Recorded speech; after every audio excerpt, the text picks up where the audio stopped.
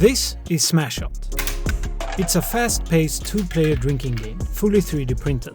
The goal is to launch the cannonball into the basket, and if you do, you move the shot glass forward, and eventually one of you has to drink it.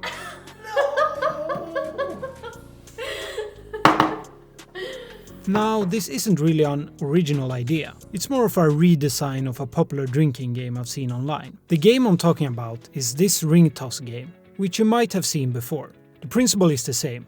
You swing the ring onto the hook, and when you hit, you move the shot glass forward. It seems like a fun game, and I really wanted to try it. But one thing really bothers me with this design. Everyone cheats, and I mean everyone. There's no clear line of where you should toss the ring from, so most players just inch closer and closer. Some people seem to get so frustrated that they basically just put the ring on the hook.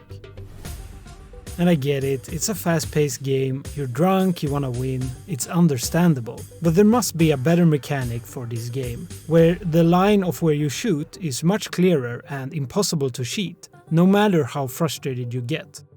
So I designed Smash Shot instead.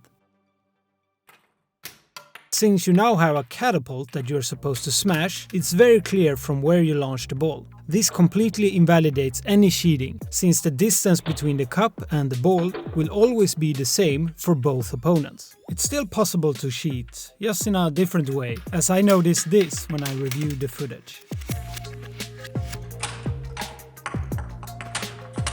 In the heat of the moment, anything can happen, so I will let this one slide for now. Smash Shot is really fun.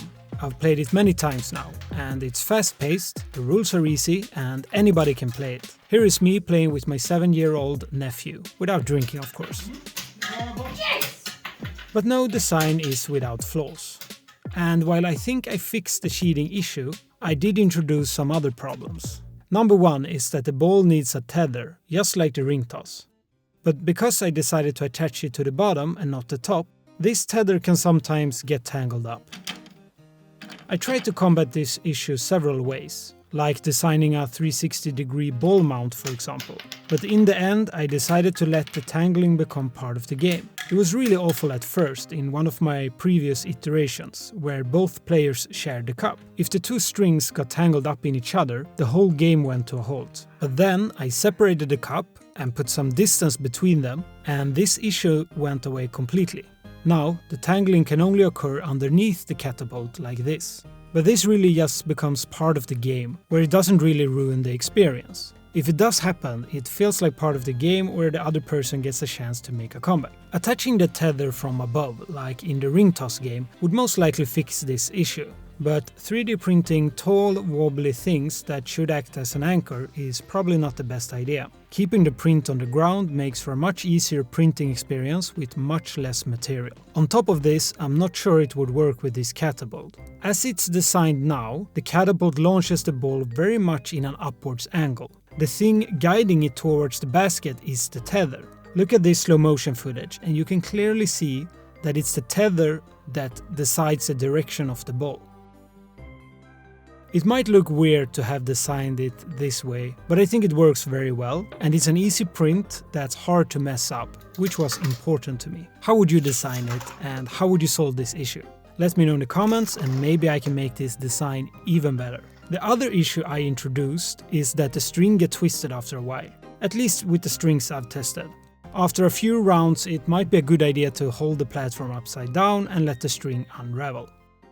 The whole game is printed in 8 pieces. But we also need some wire and a shot glass. The catapults are easily put in place by rotating them and pushing down.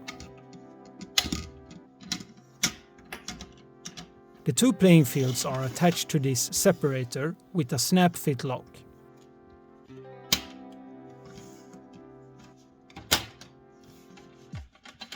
For the tether, we cut approximately 2 20cm long strings. I used this fishing line because that's what I had, but any string with low memory works. It's important to get the string the correct length. If it's too short, you can just smash hard enough and you have almost 100% hit rate.